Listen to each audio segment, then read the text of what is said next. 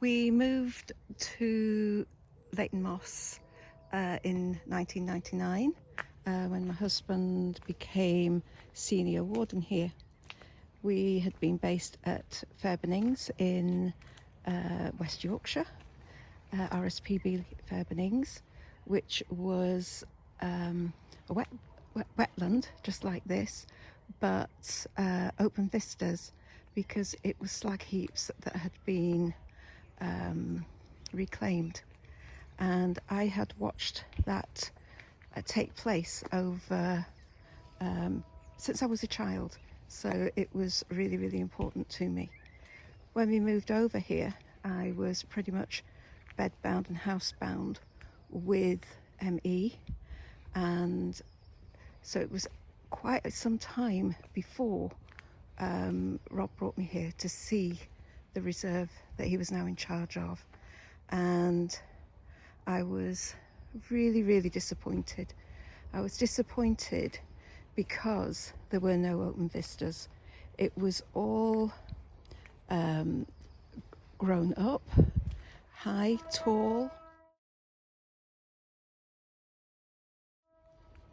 like walking through a maze, and all I could do was see pockets of water.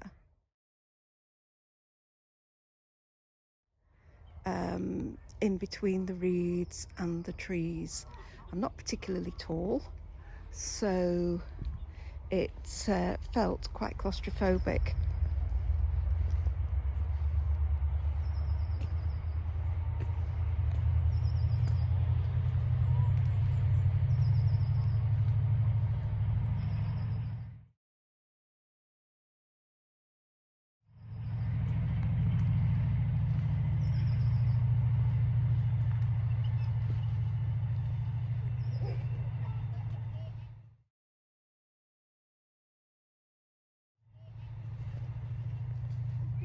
We're here in February when the trees are bare and we can see through slightly more, but the artwork that I made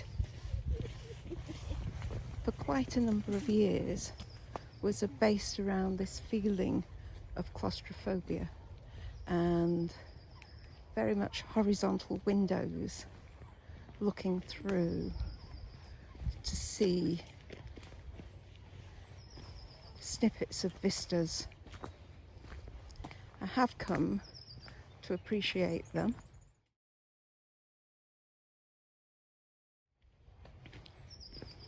and that they are marvellous habitats for animals and birds, and at the end of the day it is a nature reserve and it is for them. Going up the Sky Tower is when it changed it for me, because that's when I could see the open vistas, and the work that I'm showing in the exhibition is actually about how I perceive the reserve now. Much more open and much more movement, not static, looking at the way the reeds move.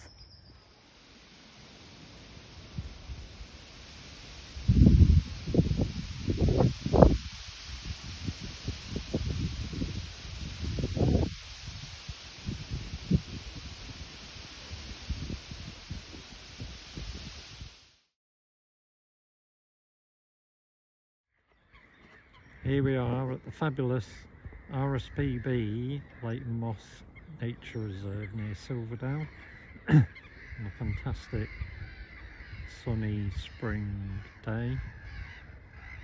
You can hear all the bird activity. There's a black-headed gulls in the background.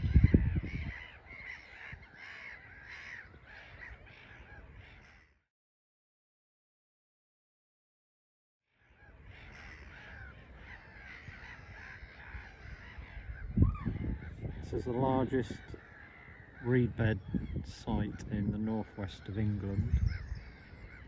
It's been an RSPB reserve since 1964. A bit of the history of the site. if you look out in this direction, you might just be able to make out that's looking out towards Morecambe Bay.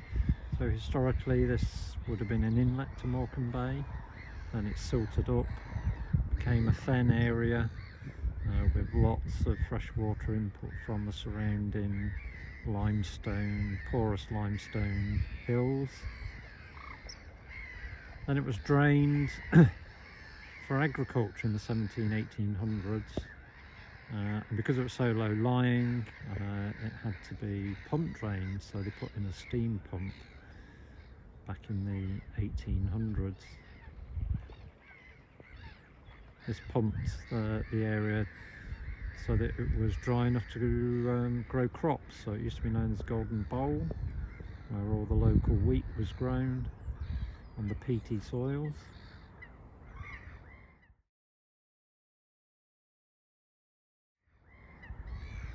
And then there was a big change in the First World War when the cost of fuel, coal, went up dramatically, as that was all needed for the war effort, and it became uneconomic to carry on pumping.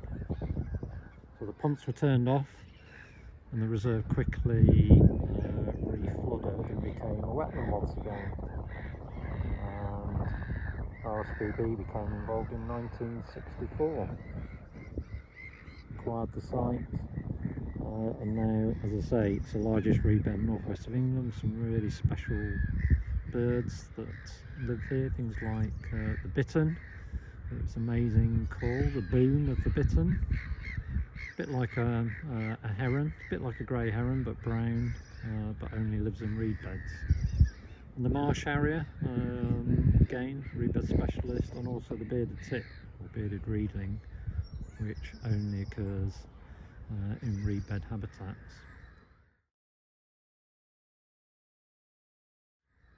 Quite a few other species like reed warbler, water rail, and other non-specialist species use the reserve, like lots of the ducks like mallard, gadwall, widgeon, teal. Amazing place. Has to be managed all the time. So the fresh water coming in, we hold a proportion of that back to keep the area wet, and let the excess out to the sea.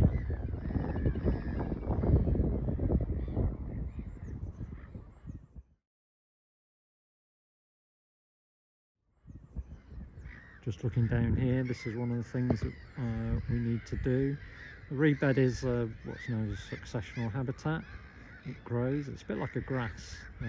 Well, it is a member of the grass family. It grows, dies off in the winter, grows again, so it builds up a litter layer and eventually dries the reed bed out over many decades. So in order to keep it in good condition, we cut about 5 to 10% of the reed, just like this patch down here, which has been cut this winter. So there's a network of bits that are cut each year, just to keep the variety and the diversity within the reed bed, which is what those reed bed specialists all need. I folded the paper to draw on it and refolded it and refolded it. It was the nearest I could get to the shapes I saw in the reeds moving in the wind.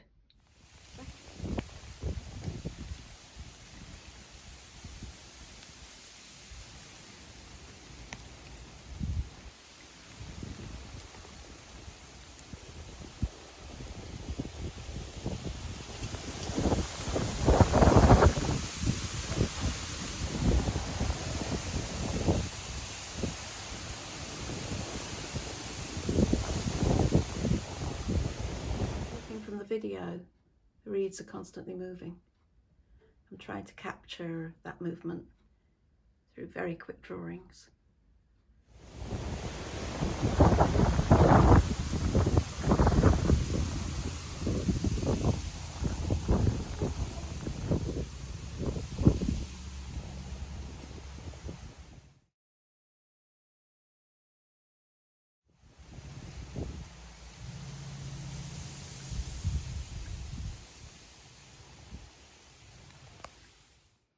I'm working on a piece about the movement in the reeds. I've woven the cloth using different structures to represent the movement in the reeds and the static areas of the reeds. These have been shibori dyed, so the fabric has been stitched and clipped and pleated and gathered.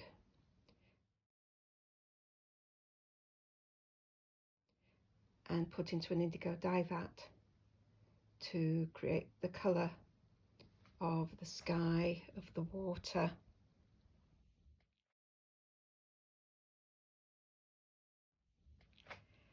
And trying to get the lights and the darks of the movement in the reeds. I'm starting to stitch now. I'm using threads dyed in madder from my drawings of the reeds moving, and I'm continuing to stitch with threads dyed in logwood. What you'll see is that I have pleated the fabric, folded it so that I'm stitching across the folded line like the folds in my drawing. I can undo these. I'm not stitching through the layers, so I will see what it's like when it comes undone. And then I have dyed in weld and fuss stick with some Saxony blue the greens that I will use for the leaves of the reeds.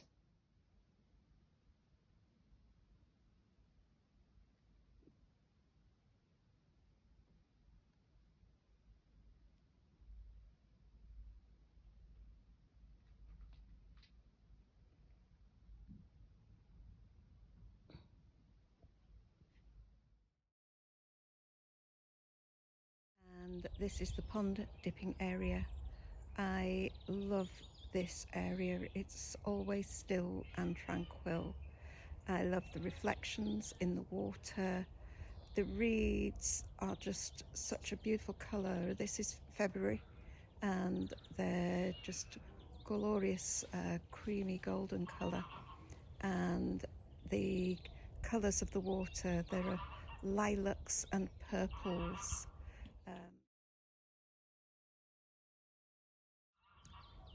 When I first came here and we did pond dipping and looking at the life that is in the water, and without the life in the water there is no food for the birds.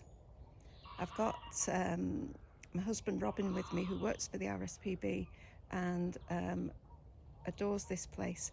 Can you tell us anything about the water quality here, please? Hello.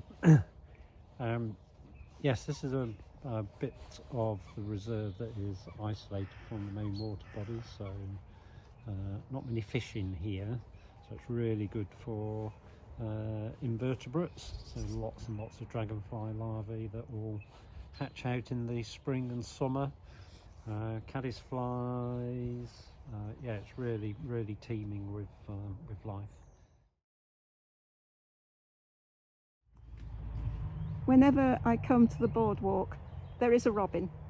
Not just my husband Robin, but this gorgeous robin. He's been here for years and years, or maybe he hasn't. Maybe it's a different one, but always so tame and watching. And he appears in a lot of my artwork just as a little burnt sienna smudge.